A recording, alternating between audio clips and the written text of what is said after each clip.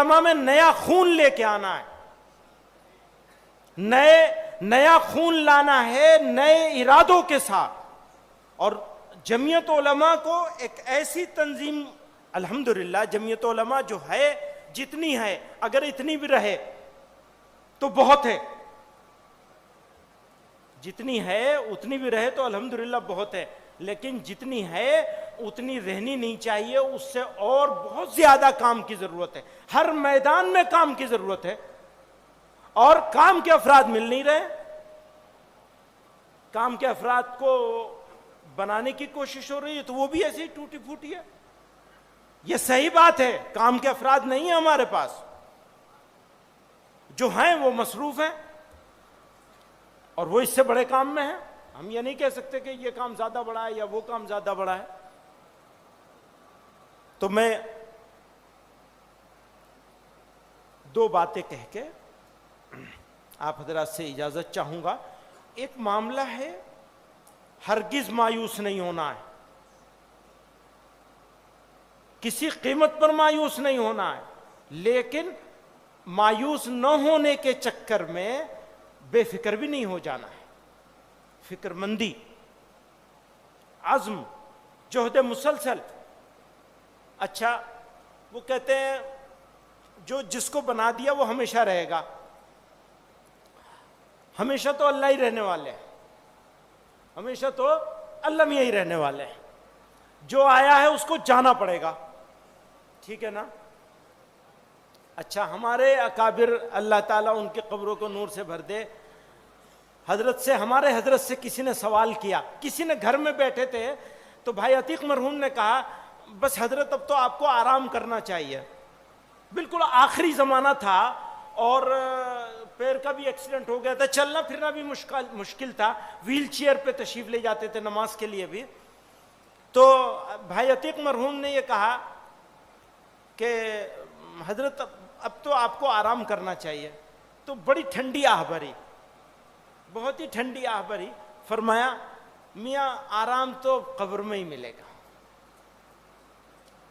تو الحمدللہ ان کو تو ان کی قبر میں آرام مل گیا. اب مولانا صدیق اللہ صاحب کہتے ہیں تم نے چھوڑ دیا، صحیح کہتے ہیں وہ. ہم نے صرف چھوڑا نہیں ہے بلکہ ہم تو ناخلف ہیں.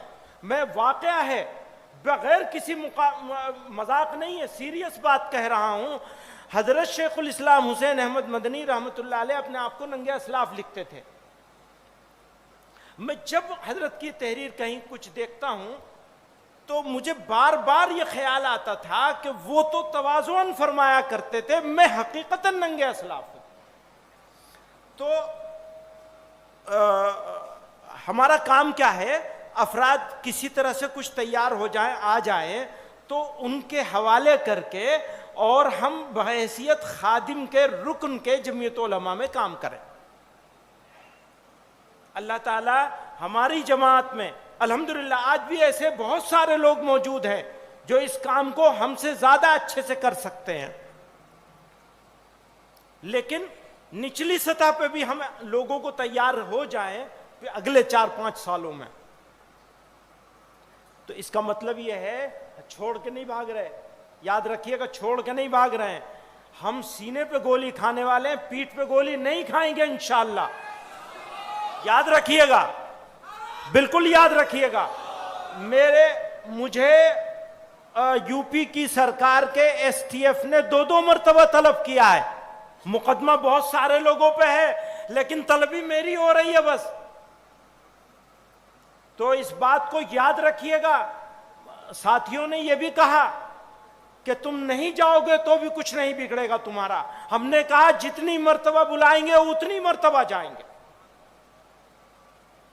آنکھوں میں آنکھیں ڈال کے جینا ہے، آنکھ چرا کے نہیں جینا ہے، نہ اپنوں سے نہ پرایوں سے. ہمیں یہ اقرار ہے کہ ہم گنہگار ہیں، ہمیں یہ اقرار ہے کہ ہم اس قابل نہیں ہیں کہ اس عظیم الشان جگہ پہ رہیں جہاں حسین احمد مدنی کا پیر گزرا ہے. مولانا اسد مدنی جیسے لوگوں کو ہم نے دیکھا، اولو العزم لوگوں کو. ہم تو 1 منٹ نہیں ٹک سکتے. واقعہ ہے اللہ تعالیٰ نے منع کیا ہے کہ اپنے گناہوں اپنا پسند فرمایا ہے کہ آدمی اپنے گناہوں کا اظہار کرے، اس لیے اظہار نہیں کر سکتے. اس نے چھپایا ہے تو ہم دعا یہ کرتے ہیں اللہ آپ نے ستاری کی ہے، آپ غفاری بھی فرما دیجیے. یہ میرا حال ہے ان بزرگوں کے بیچ میں. تو ہم یہ کہتے ہیں جمعیت علماء میں یہ برکت ہے حضرت شیخ الہند رحمۃ اللہ علیہ کے آنسوؤں کی، حضرت شیخ الاسلام رحمۃ اللہ علیہ کی آہوزاری کی، اور سارے اکابر اس زمانے کے تمام بڑے بڑے جبال تھے. بتائیے ذرا تصور کیجئے، کہاں وہ اور کہاں ہم. سوچ سکتے ہیں کچھ بھی نہیں ہے، یعنی ہے ہی نہیں کچھ. اگر جوتیوں کے ذرے کے برابر بھی ہو جائیں تو ہمارا کام بیڑا پار ہو جائے گا.